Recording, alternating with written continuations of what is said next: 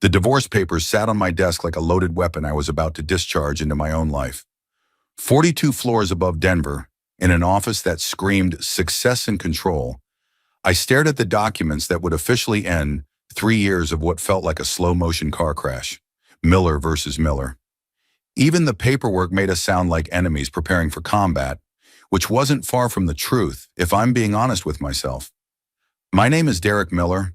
I'm 39 years old, and I've spent the better part of 2 decades learning how to stay alive in situations designed to kill you. Marine Corps taught me discipline, precision, and how to compartmentalize fear into a box so small it couldn't interfere with the mission. After my service, I transitioned into private security, working my way up to director of security for a corporation that paid me extremely well to anticipate threats and neutralize them before they became problems. The irony wasn't lost on me that I could protect a building full of executives from corporate espionage and physical threats, but I couldn't save my own marriage from imploding.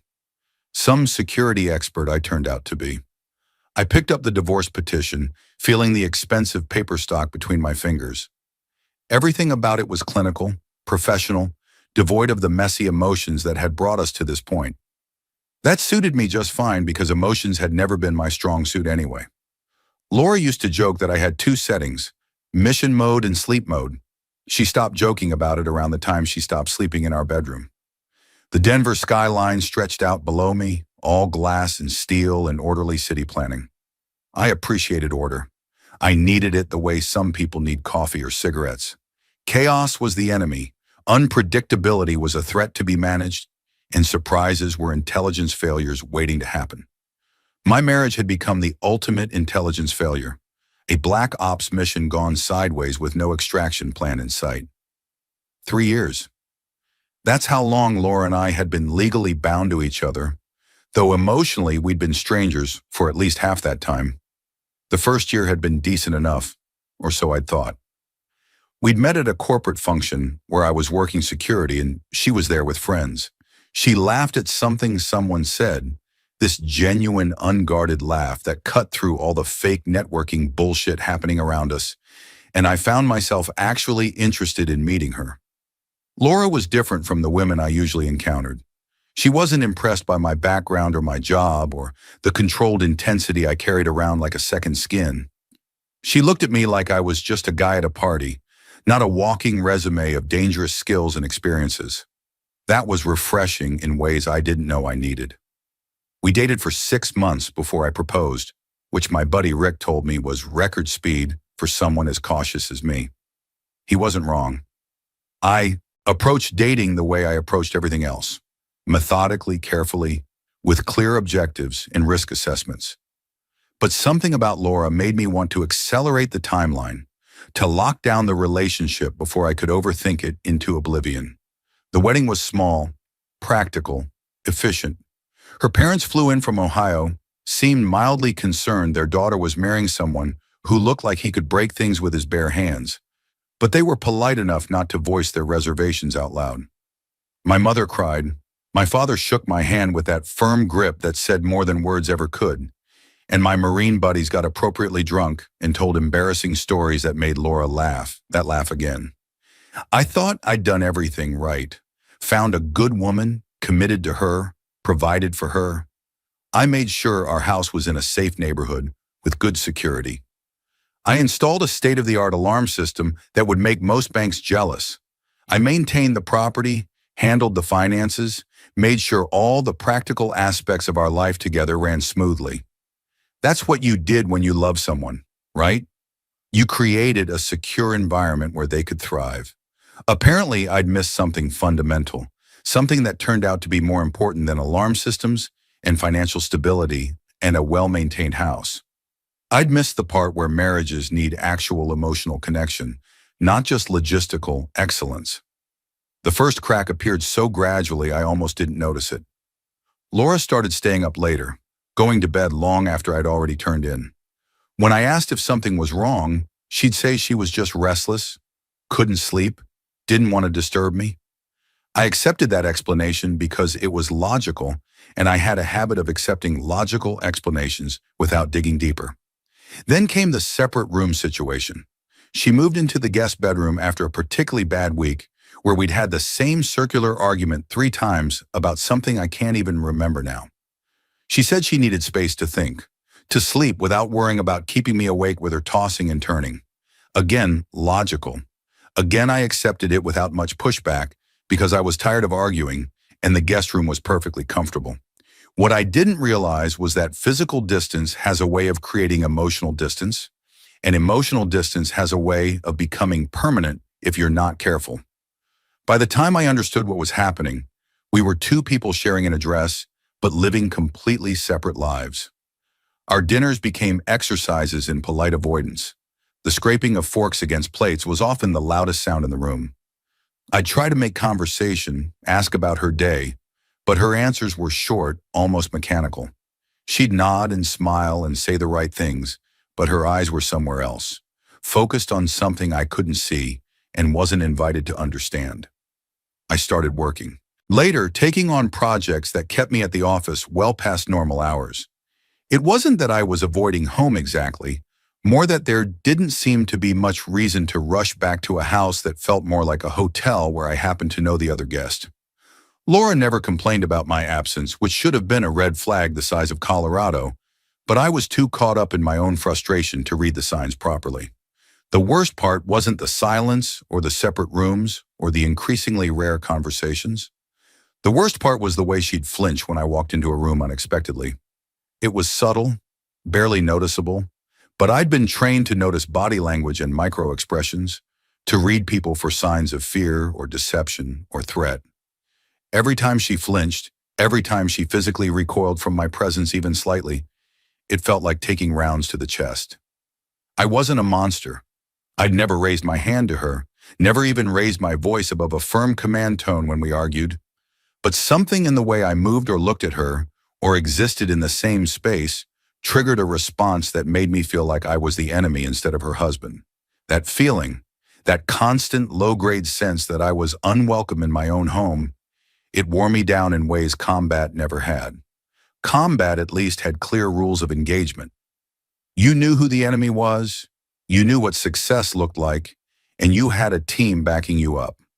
Marriage turned out to be guerrilla warfare, where the enemy kept shifting positions and the mission parameters changed daily, and your partner might or might not be on your side depending on factors you couldn't identify or control. So I made the decision. 3 months ago, sitting in this same office on a Tuesday afternoon, after a particularly cold exchange about whose turn it was to buy groceries, I called my lawyer, set up a consultation, discussed Colorado's divorce laws, community property, division of assets. It was all very civilized, very rational, very much like planning a strategic withdrawal from an untenable position. The lawyer drafted the papers. I reviewed them with the same attention to detail I'd apply to any important contract, and then I signed them. Or almost signed them. The pen was in my hand, poised over the signature line, when I stopped. Not because of sentiment or sudden emotion or any of that movie nonsense where the protagonist has a revelation at the last second. I stopped because something in my training kicked in. Some instinct that said I was missing critical intelligence, that I was about to make a tactical decision based on incomplete information. I put the pen down and decided to wait. Not indefinitely, not with some hope of miraculous reconciliation, but just until I had a clearer picture of what I was dealing with. In the Marines, we had a saying, slow is smooth, smooth is fast. Sometimes taking an extra beat to assess the situation saves lives. Maybe it could save a marriage too, though I wasn't holding my breath. That was 3 months ago, and the papers had been sitting in my desk drawer ever since, unsigned but ready to go. Every time I looked at them, I felt this mix of relief and resignation. Relief that I'd soon be free from the constant tension and awkwardness. Resignation that I'd failed at something important, that despite all my skills and training and discipline, I couldn't figure out how to make one woman happy or even comfortable in my presence. My phone buzzed, pulling me out of my thoughts. Text from Rick, asking if I wanted to hit the gym after work. I texted back that I couldn't, that I had to head home. The lie came easily because the truth was too complicated. I didn't have to go home. Laura wouldn't notice if I showed up at 8 instead of 6, but I'd established a routine of going home at a reasonable hour, and I stuck to routines because they provided structure even when everything else was falling apart. I grabbed my jacket, tucked the divorce papers back in the drawer, and headed for the elevator. The ride down felt longer than usual, 42 floors of reflective silence, where I could see multiple versions of myself in the polished metal walls. All of them looked tired, all of them looked older than 39, and none of them looked like they had any answers worth sharing. The drive home took 30 minutes through Denver traffic that was just starting to pick up for the evening rush. I drove on autopilot, my mind already running through what I'd find when I got there. Probably an empty house and another note. Laura had developed this habit of communicating through notes left on the kitchen counter. Little scraps of paper that told me where she'd be and when she'd be back, but never invited me to join her. Sure enough, when I walked through the front door, the house was dark and quiet. The note was exactly where I expected it to be, written in her quick, almost illegible handwriting that always looked like she was in a hurry to finish and get away from whatever she was writing about. At Sarah's for dinner. Don't wait up. L. Not even her full name anymore. Just an initial. No love or miss you or any of the little endearments couples are supposed to exchange even when things are rough. Just information delivery, like I was her roommate instead of her husband. I crumpled the note and tossed it in the trash, then stood in the kitchen trying to decide if I was hungry or just restless. The house was too clean, too organized, too much like a showroom instead of a home where people actually lived. We had expensive furniture that nobody sat on, art on the walls that nobody looked at, a kitchen full of appliances that barely got used because neither of us cooked much anymore. I ended up making a sandwich and eating it standing at the counter because sitting at the dining table alone felt pathetically dramatic. While I ate, I thought about Laura at Sarah's house, probably laughing and talking and being the version of herself that I never got to see anymore. Sarah was her best friend, had been since college apparently, and from what I could tell, Sarah thought I was somewhere between a necessary evil and a complete disaster as a husband. The few times I'd met Sarah at social functions, she'd been polite but cool, giving me these assessing looks like she was trying to figure out exactly what my damage was and how much of it I'd inflicted on her friend. I couldn't blame her for being protective. If one of my buddies had a wife who made him clearly miserable, I'd be giving her the same suspicious treatment. After finishing the sandwich, I walked through the house doing my nightly security check. Old habits from the Marines. This compulsion to make sure all the doors were locked, windows secured, alarm system armed. Laura used to tease me about it in the early days, calling me paranoid and overly cautious. Now she just ignored it, same way she ignored most things about me. I paused outside the guest bedroom where she'd been sleeping for the past 4 months. The door was closed, as always, this wooden barrier that might as well have been a concrete wall for all the access it gave me to her life. I didn't knock, didn't try the handle, didn't do anything except stand there for a moment, wondering how we'd gotten to this point where my own wife needed a locked door between us just to feel safe. The master bedroom felt emptier than it should have, even though technically I'd been sleeping there alone for months. Her side of the closet was mostly bare, just a few items she hadn't bothered to move yet. Her nightstand was clear except for a thin layer of dust, evidence that she hadn't been near it in weeks. The whole room felt like a museum exhibit of a failed relationship, carefully preserved but utterly lifeless. I changed into workout clothes and hit the home gym in the basement, pushing through a brutal routine that left me sweating and exhausted, but no less frustrated.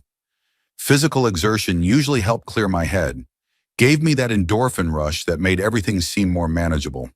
Tonight it just made me tired and aware that I was alone in a house that should have felt like home, but instead felt like a very comfortable prison. By the time I showered and headed to bed, it was nearly 11 and Laura still wasn't home. I told myself I didn't care, that it was actually better this way, because at least I didn't have to deal with the awkward dance of pretending everything was fine when clearly nothing was fine. But I cared enough to lie awake listening for her car in the driveway, for the sound of the alarm being disarmed, for her footsteps on the stairs. She came in around midnight, quiet as possible, probably hoping I was already asleep. I heard her pause outside my door, this brief moment where I thought maybe she'd knock, maybe she'd come in, maybe we'd have some kind of breakthrough conversation that would make sense of this mess. But then her footsteps continued down the hall, her door opened and closed, and I was left staring at the ceiling, wondering why I was holding on to something that was clearly already dead. The next morning I was up at 5:30, routine as clockwork. Coffee, workout, shower, suit, out the door by 7. Laura's door was still closed when I left. We could go days like this. Two people sharing a house but never actually seeing each other, timing our schedules to minimize contact like we were trying to avoid an awkward encounter with an ex in a small town. At the office, I threw myself into work with the same intensity I brought to everything. We had a security assessment for a new client, some tech startup that thought they needed executive protection services because they'd gotten a couple of threatening emails from disgruntled former employees. Mostly it was paranoia and ego, but they had money and we had services. So I put together a comprehensive proposal that would make them feel important while actually providing some legitimate security improvements. My assistant knocked and stuck her head in around 10. Kelly was efficient, professional, and smart enough to know when I was in a mood without needing me to say anything. "You have a call online too," she said, her tone suggesting it wasn't a call I wanted but probably needed to take. I picked up the receiver with a sense of resignation. "Derek Miller." "It's me." Laura's voice tight and strained even over the phone line. "The Fishers are having a party Saturday night. We need to go." Need, not want. Never want with her anymore. Always need or should or have to. Every conversation framed in terms of obligation instead of desire. Why? I kept my voice neutral, professional, like I was talking to a client instead of my wife. Because if we don't show up together, people will start asking questions. It'll look weird. She paused and I could hear something in the background. Traffic maybe, or wind. "I know we're not exactly in a good place, but we still have to maintain appearances for a while longer." Appearances. That's what our marriage had been reduced to, a performance for other people's benefit. The sad part was that she was right. In our social circle, in the professional network we'd built together, suddenly not showing up as a couple would trigger exactly the kind of speculation and gossip neither of us wanted to deal with. "What time?" I asked, already mentally scheduling this as another mission to execute with precision but no enthusiasm. "It starts at 7. We should probably arrive around 7:30. Everything about her tone was businesslike, transactional. We could have been scheduling a meeting instead of discussing a social event we'd attend as a supposedly married couple. "I'll be ready," I said, and hung up before she could say anything else. Kelly appeared in the doorway again, this time with actual concern on her face. "Everything okay, boss?" "Fine," I lied, because what else was I going to say? That my marriage was circling the drain, and I was about to spend a Saturday night pretending otherwise for the benefit of people I barely knew and didn't particularly like. Just scheduling conflicts. She didn't look convinced, but was smart enough not to push. "Your 11 o'clock is here." I spent the rest of the week in meetings, assessments, planning sessions, anything to keep my mind occupied and away from the slowly approaching Saturday night. The Fishers were acquaintances more than friends, wealthy people who threw expensive parties and invited us because we fit the demographic they wanted at their events. Professional couples, successful, respectable, the kind of people who made their social gatherings look impressive. Michael Fisher was in commercial real estate, made a fortune buying and selling office buildings during the boom. His wife Amanda was one of those women who made being wealthy look like a full-time job, always perfectly dressed, always hosting something, always involved in some charity or social cause that gave her something to do between shopping trips. I'd met them a year ago at some networking event, and somehow we'd ended up on their social calendar. Laura seemed to like Amanda well enough, and Sarah was apparently good friends with her, so we got dragged to their parties and dinners with a regularity that felt more like obligation than pleasure. Saturday arrived with the kind of perfect autumn weather that Denver does so well. Clear skies, cool temperatures, the kind of day that makes people forget that winter is coming and everything beautiful eventually gets buried under snow and ice. I spent the morning running errands, getting a haircut, maintaining the illusion that I was a functioning adult with his life together rather than a guy counting down to his divorce. Laura came home around 3, which was earlier than usual. I heard her moving around upstairs, probably getting ready for the party. We developed this unspoken protocol where we stayed in separate parts of the house until we absolutely had to be in the same room together. It was efficient but depressing, like we were enemy agents maintaining cover in the same safe house. At 6:30, I put on my suit. Charcoal gray, well-tailored, expensive enough to look successful, but not flashy. The kind of outfit that says I'm important, but not trying too hard to prove it. I checked my appearance in the mirror with the same clinical assessment I'd apply to any operational readiness check. Hair neat, face clean-shaven, tie straight, shoes polished. I looked exactly like what I was, a former Marine who'd learned to blend into civilian corporate culture while still maintaining the bearing and discipline that marked me as someone who'd seen and done things most people only read about. Laura emerged from her room at 7:15, and for a moment I forgot about the divorce papers and the months of silence and all the reasons we were falling apart.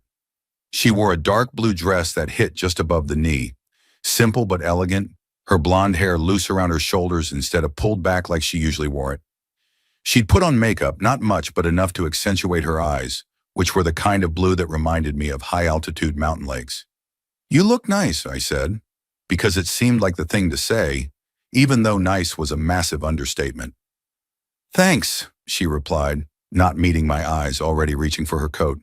"We should go. Don't want to be too late." The drive to the Fisher's house took 20 minutes through neighborhoods that got progressively more expensive. Their place was in one of those developments where every house looked like it belonged in an architecture magazine. All modern lines and massive windows and landscaping that required a team of gardeners to maintain. Cars lined both sides of the street, expensive vehicles that probably cost more than some people's houses. I found a spot 3 houses down, parked with military precision despite Laura's impatient size, and we walked to the party in silence. The house was already full of people, the kind of crowd that Denver's upper-middle-class professionals generated when someone threw a party with an open bar and catered food.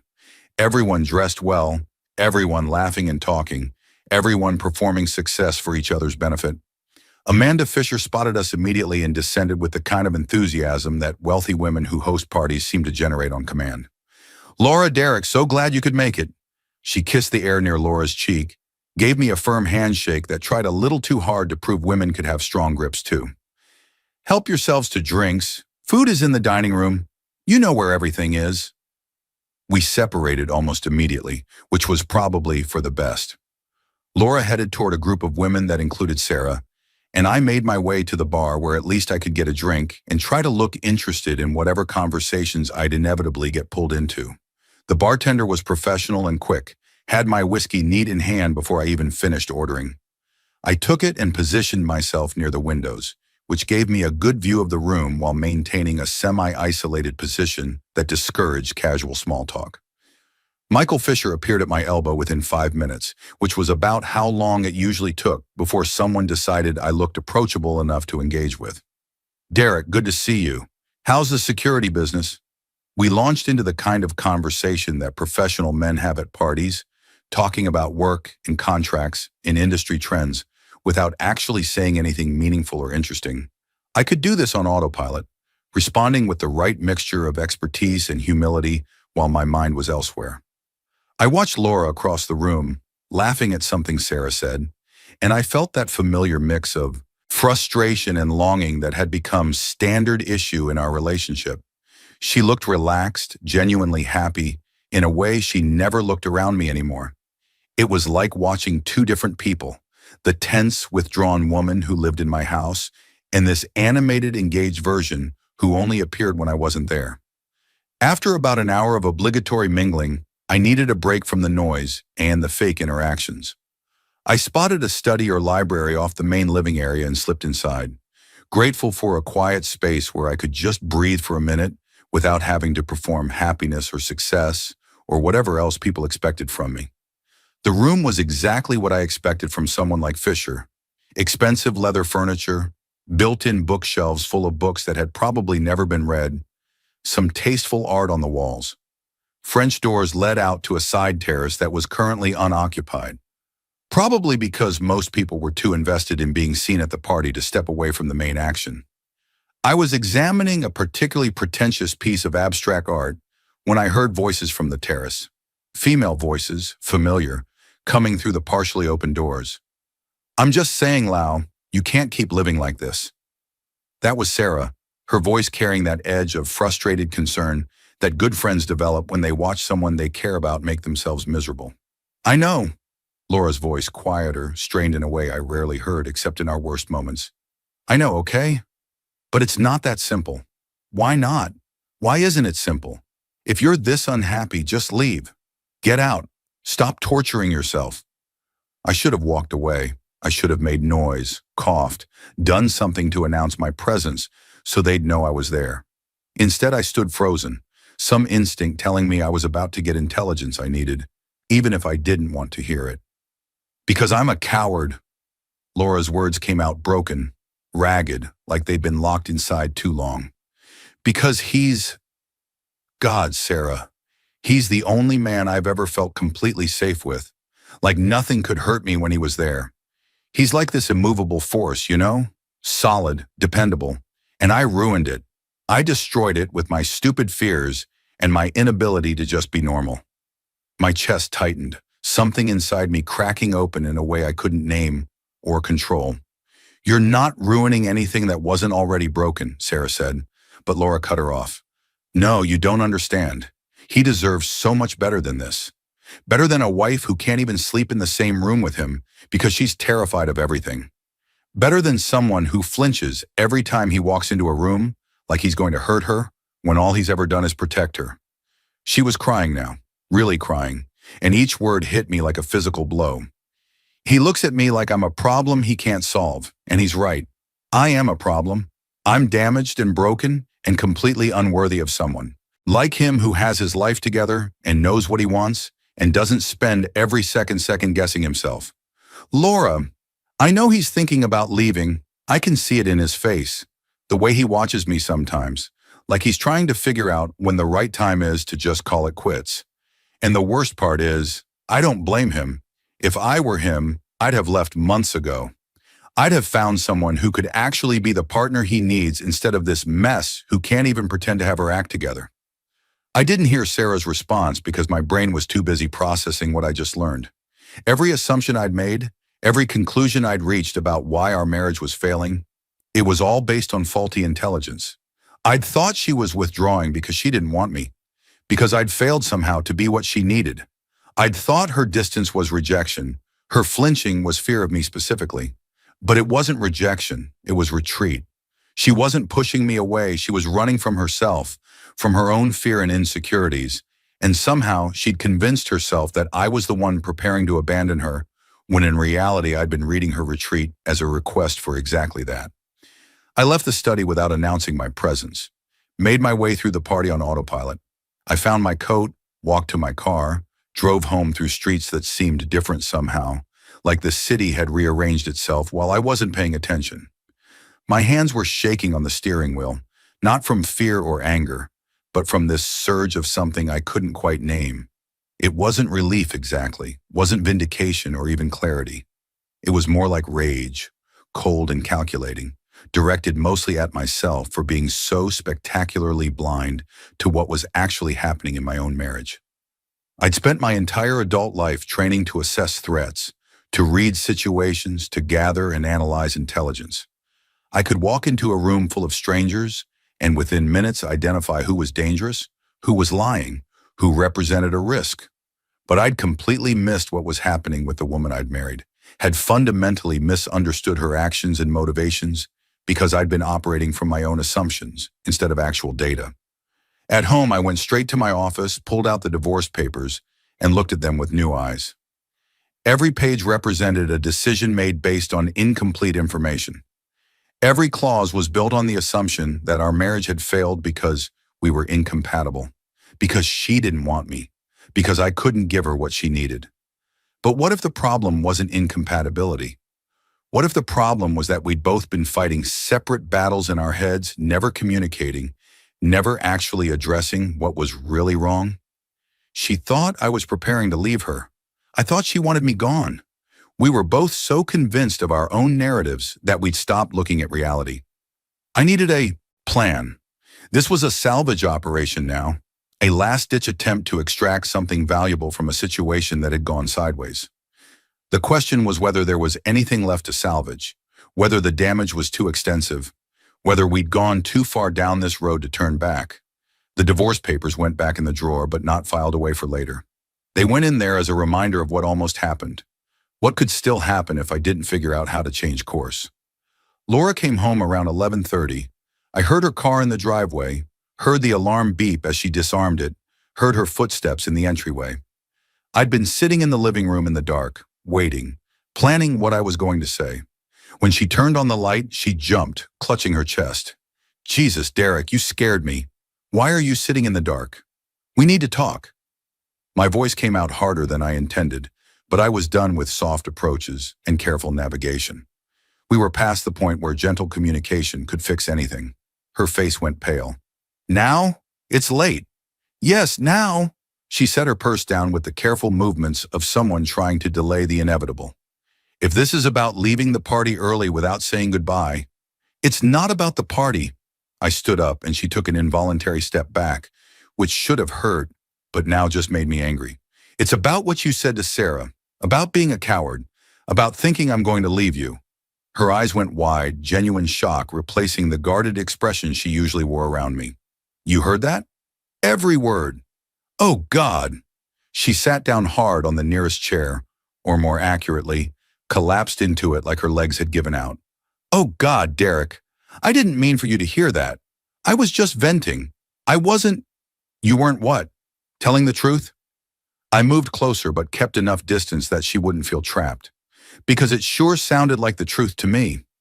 Her breathing was getting faster, more shallow, and I recognized the signs even before she started clutching at her chest. Panic attack. I'd seen enough of them in combat veterans to know what was happening. "Derek, I can't breathe." I dropped to my knee in front of her, not touching but close enough that she could focus on me. "Laura, look at me. Breathe with me. In through your nose. Hold it. Out through your mouth. Do it." It took a few minutes, but eventually her breathing started to regulate, the panic receding enough that she wasn't in immediate danger of passing out. When her eyes finally focused on me properly, they were filled with tears and something that looked like absolute terror. "Are you leaving?" she whispered. "Is this where you tell me you're done? Is that what you think is happening here?" "I don't know. I never know what you're thinking. You're always so controlled, so closed off. You look at me with those cold eyes like you're assessing a threat, and I just—" She broke off, covering her face with her hands. "I just can't take it anymore. The waiting, the wondering when you're finally going to realize I'm not worth the effort." The panic attack was getting worse instead of better. Her breathing was ragged again, her whole body shaking, and I made a decision. "We're going to the hospital." "What? No, I'm fine." "You're not fine." I pulled out my phone and called 911 before she could protest further. "You're having a panic attack severe enough that I'm not comfortable managing it at home." The ambulance arrived within 10 minutes. The paramedics were professional and efficient, got her stabilized enough for transport. I followed in my car, calling ahead to let the ER know we were coming, using every contact I had to make sure she'd be seen quickly and treated properly. By the time they had her in a bed, hooked up to monitors with a doctor examining her, it was nearly 2 in the morning. I sat in the uncomfortable plastic chair next to her bed, watching the monitors, calculating risk assessments in my head because that's what I did when things got overwhelming. The doctor was a woman in her 50s with the kind of competent, no-nonsense demeanor that I appreciated in crisis situations. "Mrs. Miller, you're experiencing what we call acute panic disorder, likely triggered by prolonged stress and anxiety. Your vitals are stable now, but I want to keep you for observation for a few more hours." She looked at me. "Is there anything at home that might be causing this level of stress?" Before I could answer, Laura spoke up, her voice hoarse. "My marriage is falling apart, and it's my fault." The doctor's expression didn't change. "I see. Have you considered couples counseling?" "No," Laura said. "Yes," I said at the same time. The doctor looked between us. "Well, that's something you should probably figure out. In the meantime, I'm writing a prescription for short-term anti-anxiety medication and a referral to a therapist. Mrs. Miller, you need to take care of yourself. And Mr. Miller, she needs support, not additional stress." After the doctor left, we sat in silence for a long time. The hospital room was quiet except for the beeping of monitors and the distant sounds of the ER. I found the suitcase, Horn, I said finally. Laura's head snapped toward me. What? In the guest room, the half-packed suitcase under the bed, with a letter addressed to me. I'd been cleaning a few weeks ago, moved the bed to vacuum, and found it. I'd read the letter, put everything back exactly as I'd found it, and hadn't mentioned it until now. You were planning to run? To leave before I could leave you? She closed her eyes, tears sliding down her cheeks. I couldn't do it. Every time I tried to finish packing, I just couldn't. Why? Because I'm a coward. Because despite everything, I still love you. Because the thought of actually leaving, of being without you, it's worse than staying and waiting for you to realize you deserve better. I stood up, moved to the side of her bed, and for the first time in months, I took her hand.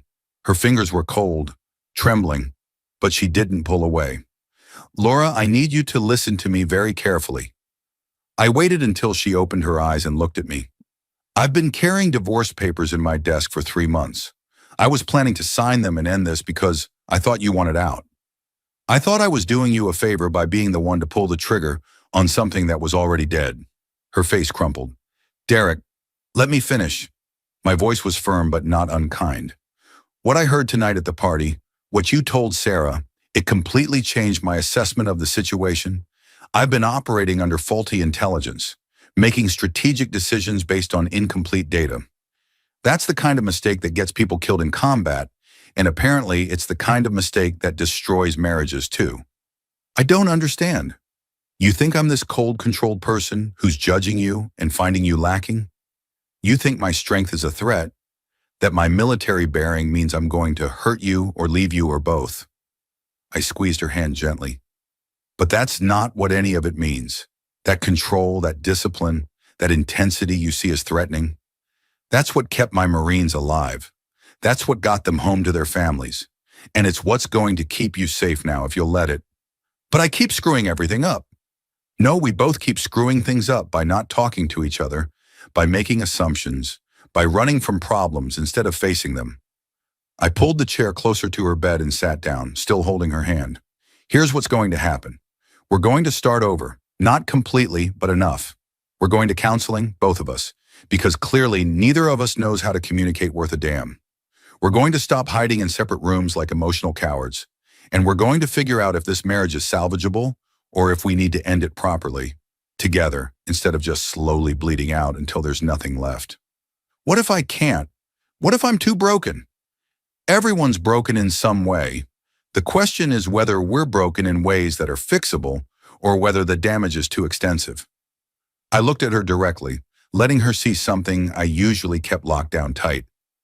I'm not leaving unless you explicitly tell me you want me gone, not because you're afraid I'll leave first, not because you think you're not good enough, but because you genuinely don't want to be married to me anymore. If that's the case, tell me now, and we'll end this cleanly. But if there's any part of you that still wants to try, then we try together. No more retreating, no more assuming the worst. We face this head on, or we don't face it at all. She was crying openly now, but it was different from before. Not the desperate, terrified crying of someone having a panic attack, but something that looked more like relief. I want to try, she whispered. I'm scared and I don't know if I can do this, but I want to try. Then we try. They released her from the hospital at dawn with a prescription and a stern warning to follow up with therapy as soon as possible. I drove us home through empty streets, the city still sleeping, neither of us talking because there wasn't much left to say that hadn't already been covered. At home, I made her breakfast while she showered and changed into comfortable clothes. When she came down to the kitchen, she looked exhausted but somehow lighter, like she'd been carrying something heavy and had finally put it down. This is weird, she said, watching me cook eggs and toast with more competence than she probably expected. What is? This. You taking care of me. Being, I don't know, present. Get used to it. I plated the food and set it in front of her. This is what happens now. We're present. We participate. We actually try to be married instead of just existing in the same house. We ate in silence, but it was a different kind of silence than the ones we'd shared for months. Less hostile, less charged with unspoken resentment. Just quiet, two people having breakfast together without the weight of all our failures pressing down on us. The following Monday, I made appointments with 3 different marriage counselors, researched their credentials and specialties, and chose the one who seemed least likely to waste our time with empty platitudes and feelings-focused therapy that wouldn't address the actual structural problems in our relationship. Dr. Patricia Morrison had a practice in downtown Denver, came highly recommended by people whose judgment I trusted, and according to her website, specialized in high-conflict couples and people dealing with trauma. That seemed appropriate given our situation. The first session was exactly as uncomfortable as I expected.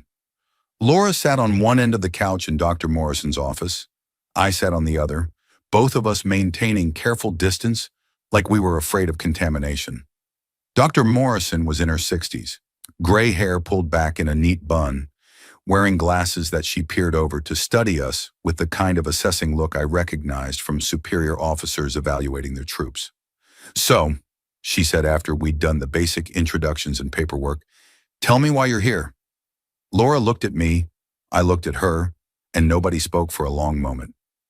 "Our marriage is failing," I said finally, because someone had to start, and I'd learned a long time ago that hesitation in critical moments could be fatal. "We've spent the last year destroying what we built in the first year, and we're trying to figure out if there's anything left to save." "That's certainly direct." Dr. Morrison made a note on her pad. "Mrs. Miller, do you agree with that assessment?" Laura nodded, not meeting anyone's eyes. "Yes, except it's mostly my fault." "That's not accurate," I said. "You just said the marriage is failing." "I said we've both been destroying it. Both. Not you alone." Dr. Morrison held up a hand. "Let's back up. Instead of assigning blame, let's talk about what's actually happening. Mr. Miller, describe your marriage in 3 words. Cold, silent, failing. Mrs. Miller? Terrifying, lonely, my fault." Dr. Morrison set down her pen. "Interesting. You both describe a marriage that's clearly in crisis, but you're attributing it to completely different causes. Mr. Miller thinks it's a shared failure. Mrs. Miller thinks it's entirely her responsibility. That disconnect is probably part of your problem." We spent the next 45 minutes dismantling our marriage, piece by piece, laying out all the ways we'd failed to communicate, to connect, to understand what the other person needed. It was brutal and exhausting, and by the end, I felt like I'd been through a particularly intense debriefing after a mission that had gone completely sideways. "Here's what I'm seeing," Dr. Morrison said as our time ran out.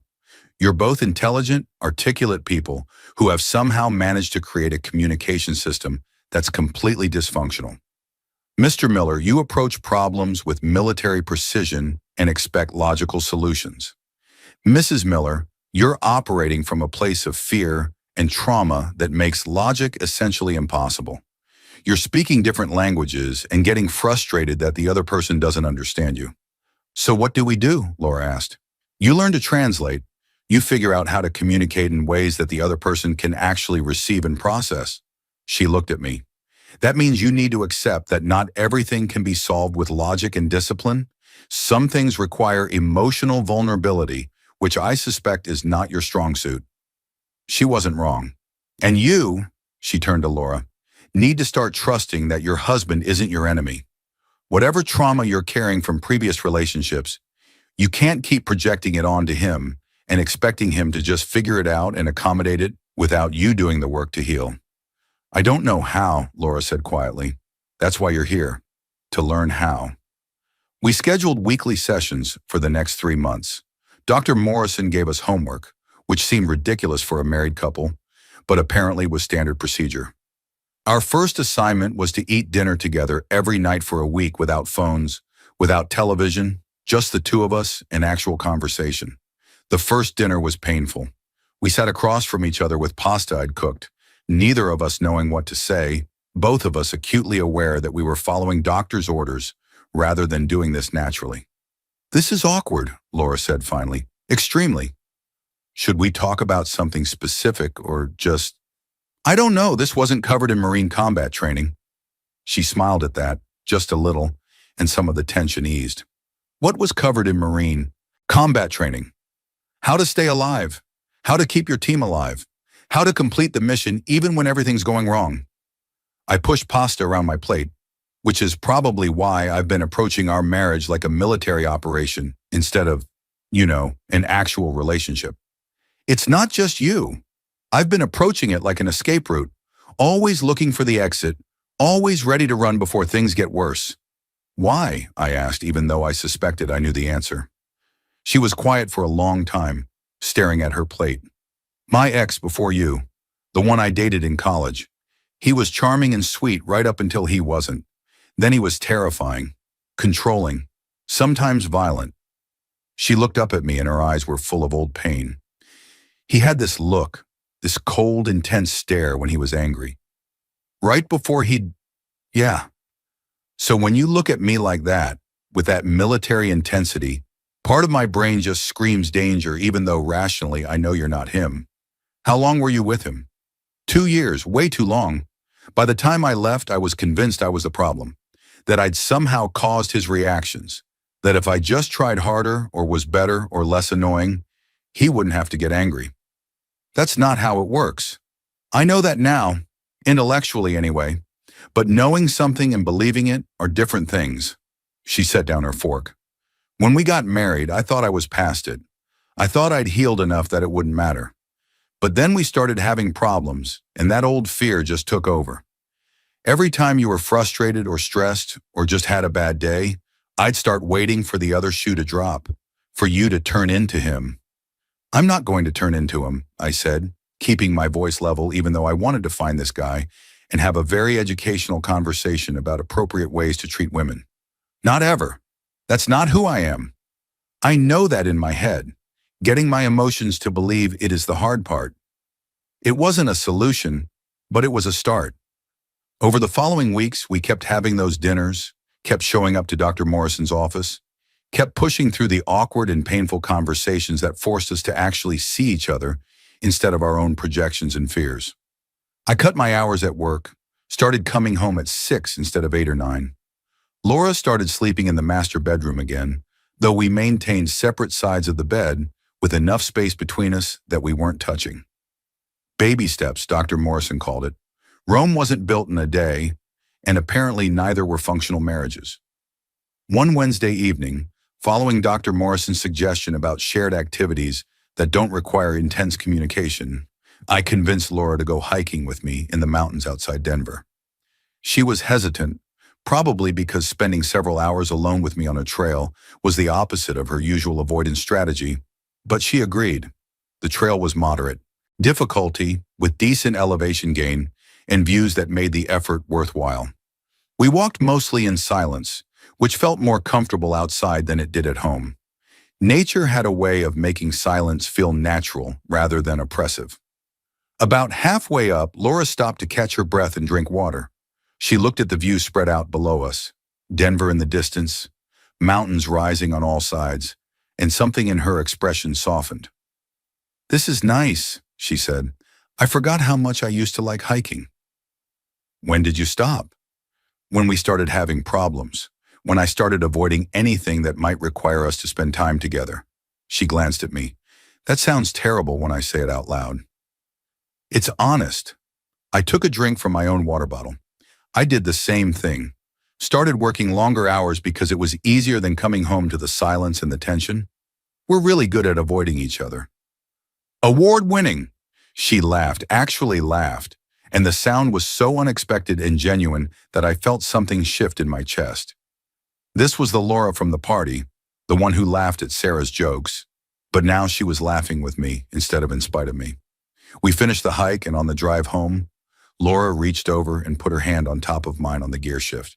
Just rested it there, not demanding anything, not saying anything, just connecting in a small way that felt massive given our recent history.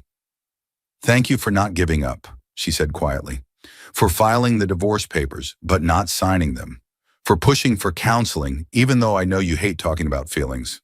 "I don't hate talking about feelings. I'm just not good at it." I turned my hand over so our fingers could intertwine. "But I'm learning." Things weren't perfect after that, not by a long shot. We still had bad days, still had arguments, Still had moments where the old patterns tried to reassert themselves, but we were actually fighting for the marriage now, instead of just managing its decline. The breakthrough came about 2 months into therapy, during a session where Dr. Morrison was pushing Laura to explain what specifically triggered her fear responses around me. "It's the way you look at me sometimes," Laura said, her voice shaking. "That cold, assessing stare, like you're calculating something. That's exactly how my ex used to look at me right before—" She broke off, wiping tears from her face. I'd been sitting quietly listening, trying to understand. But something about the way she said it, the absolute terror in her voice, made me realize how fundamentally she'd misunderstood what she was seeing. "Can I say something?" I asked Dr. Morrison, who nodded. I turned to Laura. "That look, the one you're talking about, I know exactly what you mean because I've been doing it deliberately for months. Not to scare you, not to threaten you, but because I was trying to figure out what was wrong, why you were pulling away, what I needed to do to fix it." I paused, making sure she was really hearing me. "In combat, that look is threat assessment. It's me analyzing the situation, calculating options, figuring out the safest course of action. It kept my Marines alive. It's kept me alive. But what you're seeing as cold calculation before violence, I meant as problem solving to keep you safe." "But it looks the same," she whispered. "I know. And that's the problem, isn't it? We're both bringing our histories into this marriage, and those histories are making us misinterpret each other's actions." I leaned forward, making sure she could see my face clearly. My intensity, my discipline, my need for control, all of that comes from a place of protection, not aggression. When I look at you like that, I'm not planning to hurt you. I'm trying to figure out how to help you, how to make things better, how to be what you need. "I never knew that," she said. "I just saw the same expression, and my brain filled in the rest based on what it meant with him. Which is why we're here, learning to see what's actually happening instead of what our trauma tells us is happening." Dr. Morrison looked satisfied, making notes. "That's excellent progress. Mrs. Miller, can you see the difference between what you were afraid was happening and what was actually happening?" Laura nodded slowly. "I think so. It's going to take time to retrain my reactions. But I understand now that Derek's not my ex, that his strength isn't a threat." "Good, because the next phase of your work together is going to require trust. You can't rebuild a marriage when one partner is constantly waiting for the other to become abusive." That session marked a turning point. We weren't fixed, weren't suddenly happy and harmonious, but we were finally working with accurate information instead of operating from fear and misunderstanding. I made changes too. Started being more conscious of my expressions, my body language, the way I approached Laura when she seemed stressed or upset. I learned to announce my presence before entering a room, to ask before touching, to give her space to process emotions without immediately trying to solve problems. Laura worked on her end too, pushing through her discomfort to actually tell me when something was bothering her, instead of retreating into silence and distance. It was slow, often frustrating work, but it was work we were doing together instead of in opposition to each other. The first time we made love again, about 3 months into therapy, it was awkward and tentative, and nothing like the passionate encounters we'd had in the beginning. But it was intimate in a way that transcended physical pleasure because it represented trust, vulnerability, the willingness to be close to someone who could hurt you but had promised not to. Afterward, lying in bed with Laura's head on my chest and her fingers tracing patterns on my skin, I felt something I hadn't felt in over a year: hope. "I'm sorry," she said quietly, "for all the time we wasted, for not trusting you when I should have. I'm sorry too, for not seeing what was actually happening, for almost signing those divorce papers based on completely wrong assumptions." "What happened to the papers?" "Still in my desk drawer." I ran my hand through her hair. "I keep them there as a reminder of what almost happened, what we almost threw away because we couldn't figure out how to talk to each other." "Are you going to get rid of them?" "Eventually, when we're ready, when we're sure." I kissed the top of her head. "But not yet. Not until we've proven to ourselves that this is real, that we're building something sustainable instead of just having a good couple of months." She lifted her head to look at me. "That's very practical and unromantic of you." I'm a practical and unromantic guy. You married a Marine, not a poet. I married a man who drove me to the hospital at 2 in the morning when I was having a panic attack, who forced me into therapy even though I wanted to avoid it, who learned how to cook decent meals because he decided nutrition was important for emotional recovery. She smiled. That's romantic in its own weird, military logistics kind of way. Glad you appreciate my particular brand of romance. Things continued to improve slowly but steadily. We had setbacks, moments where old patterns tried to reassert themselves, arguments that made us wonder if we were actually making progress or just delaying the inevitable. But we kept showing up, kept doing the work, kept choosing to stay and fight instead of running away. I found the suitcase again 6 months after that first terrible night in the hospital. Laura was at work, and I was cleaning out the guest room, which we'd decided to convert into a home office now that she was sleeping in the master bedroom permanently. The suitcase was still there, still half-packed, the letter still sealed inside. I carried everything down to the living room and waited for Laura to get home. She found me sitting on the couch with the suitcase at my feet, looking exhausted from her day at work. Her face went white when she saw what I had. "I thought I'd moved that," she said. "You didn't. Been under the bed this whole time." I patted the couch next to me. "Sit." She sat cautiously, like she was expecting some kind of confrontation. Instead, I opened the suitcase and pulled out the sealed letter with my name on it.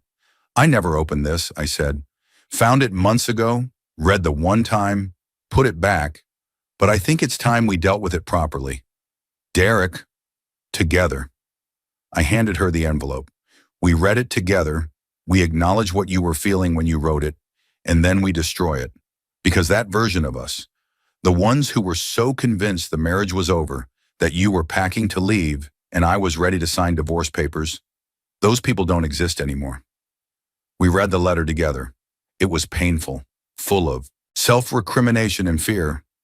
Laura's handwriting shaky and rushed, like she'd been crying while writing it. By the time we finished, we were both emotional in ways that would have been impossible a year ago. "I meant every word when I wrote it," Laura said. "I really believed I needed to leave before you left me. I know, and I really believe signing those divorce papers was the kindest thing I could do for you." I took the letter and the suitcase to the fireplace, which we'd never actually used since moving in. But we were both wrong. We were both operating from fear instead of facts. I built a fire, and together we watched the letter burn, the suitcase already emptied and scheduled for donation. It felt symbolic in a way that probably would have made me roll my eyes if someone else had described it. But standing there with Laura's hand in mine, watching physical evidence of our near failure turn to ash, it felt right. "I love you," Laura said, her voice steady and sure in a way it hadn't been in over a year. "I'm sorry it took me so long to figure out how to show it properly. I love you too." I pulled her close, and she came willingly. No hesitation, no flinching. "And I'm sorry I almost gave up on us before we figured out how to actually be married instead of just cohabiting." Dr. Morrison formally ended our therapy sessions around the 9-month mark, though she kept the door open for us to return if we needed tune-ups.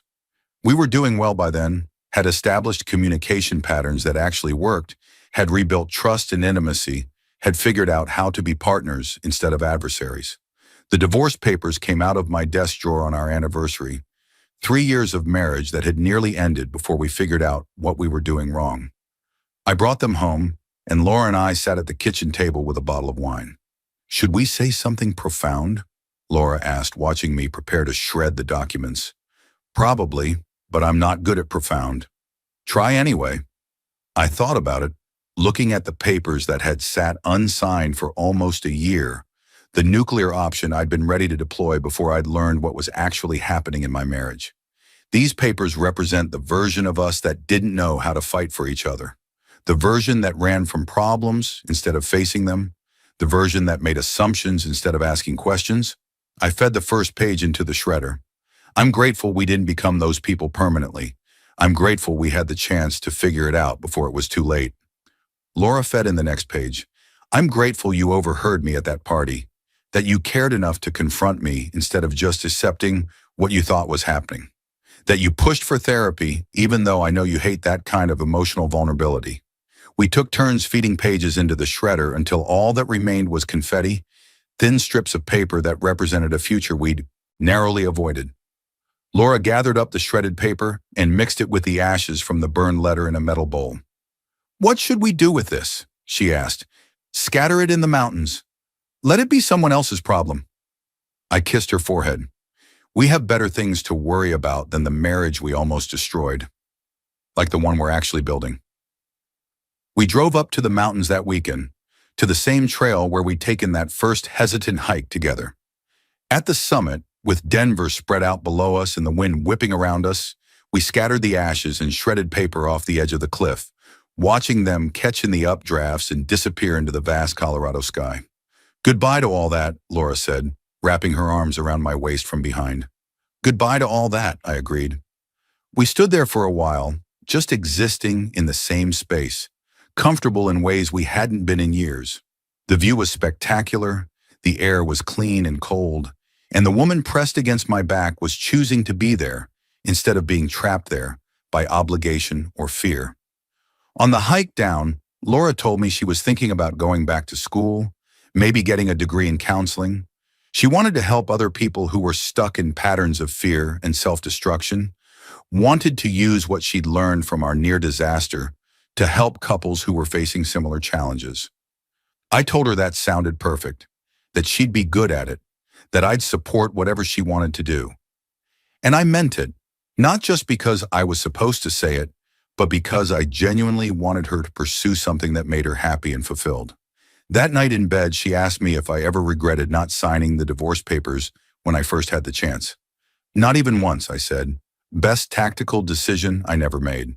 She laughed, this free, easy sound that I'd learned to treasure because it meant she was genuinely happy rather than just performing happiness for my benefit. "You're such a Marine. Everything is tactics and strategy and mission parameters. Would you have me any other way?" "No," she said, kissing me. "I really wouldn't. The marriage we built after that party, after the hospital, after months of therapy and difficult conversations and learning how to actually see each other, it wasn't perfect. We still had arguments, still had days where communication broke down, still had moments where old fears tried to resurface. But we learned how to handle those moments together instead of retreating into separate corners and assuming the worst. I learned that my way of showing love through actions and logistics and problem solving, while valid, needed to be supplemented with actual emotional expression sometimes. Laura learned that her way of processing fear through withdrawal and avoidance, while understandable given her history, wasn't sustainable in a healthy relationship. We learned to translate for each other, to understand that when I got quiet and intense, it meant I was trying to solve a problem, not that I was angry or threatening. She learned to tell me directly when she needed space or comfort or just someone to listen without trying to fix anything. The house that had felt like a cold museum became an actual home. We started cooking together, watching movies on the couch instead of in separate rooms, taking weekend trips to the mountains just because we enjoyed each other's company. Simple things that normal couples probably took for granted, but that felt revolutionary to us given where we'd been. My co-workers noticed the difference, commented that I seemed less stressed, more present in meetings, occasionally even cracked jokes during conference calls. Rick cornered me one day at the gym and demanded to know what had changed. "I almost got divorced," I told him. "Then I didn't. Turns out marriage works better when you actually communicate with your spouse instead of just assuming you know what they're thinking." "That's suspiciously healthy for you," he said. "What happened to the emotionally constipated Marine I've known for 15 years? He went to therapy and learned how feelings work. It's been a journey." "Proud of you, man, seriously." Looking back, I can pinpoint the exact moment everything changed. Hearing Laura tell Sarah that she was afraid I was going to leave her, that she felt unworthy of being loved, that she'd destroyed our marriage through her own fear and insecurity. If I hadn't overheard that conversation, hadn't understood that her withdrawal was retreat rather than rejection, I would have signed those divorce papers and walked away from the best thing that ever happened to me. Intelligence gathering saved my life more than once in combat. Turns out it saved my marriage too, though the intelligence came from an accidental eavesdropping session rather than deliberate reconnaissance. Sometimes the most important information comes from unexpected sources, and sometimes the mission parameters change completely when you get better data. I keep that thought with me now, this understanding that assumptions are dangerous, that taking time to gather accurate information is almost always worth the effort, and that what looks like an enemy position might actually be a friendly unit signaling for help if you take the time to look closer. Laura and I rebuilt our marriage from the ground up, using the ashes of what almost was as fertilizer for something better. It wasn't easy, it wasn't quick, and it sure as hell wasn't always comfortable. But it was worth it. She was worth it. We were worth it. And that's the story of how I was ready to divorce my wife until I overheard what she told her friends about me, and how that accidental intelligence gathering became the best reconnaissance mission I never planned to execute. Sometimes the most important battles aren't the ones you prepare for. They're the ones that ambush you at parties and force you to reassess everything. You thought you knew. We're still married, still working on being better partners, still learning how to translate between military logistics, love language, and normal human emotional expression. But we're doing it together now, and that makes all the difference.